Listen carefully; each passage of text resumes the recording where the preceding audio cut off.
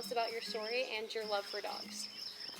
My name's Kelly Miller, and I graduated from Washburn University, and I have a Bachelor's of Science in biology, and I'm a board-certified medical technologist. I fell into love with dogs and showing them. Shortly after graduation from college, I got involved in the sport of Shih Tzu. It's a discipline that teaches a dog to track human scent, obedience, routine, off-leash obedience actually, and off-leash protection work. I was a training director of a Shih Tzu club that we started and helped people obtain the Shih Tzu titles.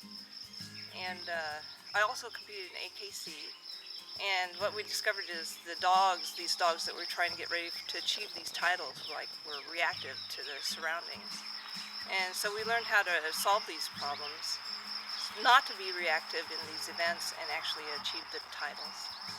I was one of the first in my training group to study the use of e-collar. It was really thought back in that time that the e-collar was abusive training, the prong collar is abusive training. It's not easy to actually start a kennel business, or actually any kind of business really. But I started a boarding facility, and I wanted to start a boarding facility, so I lived in a teepee to save money, and the business started in the teepee. People would bring their dogs to me to help solve their obedience problems, actually when I lived in the teepee, and also watch them when they took a vacation. So I watched them and board them when I was living in the teepee. We finally saved enough money to buy our land. And with the help of family in 1993, we purchased this land and started a boarding facility. The boarding license from the state was granted in 1997. The kennel building was built in the year 2000, and in 2001 I started to watch dogs to stay home with my children when they were toddlers.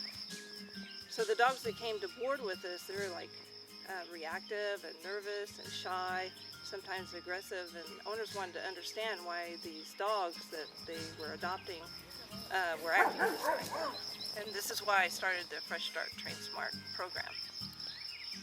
We wanted to give the dogs a fresh start.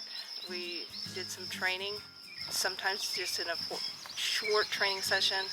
The dogs became more neutral to the environment.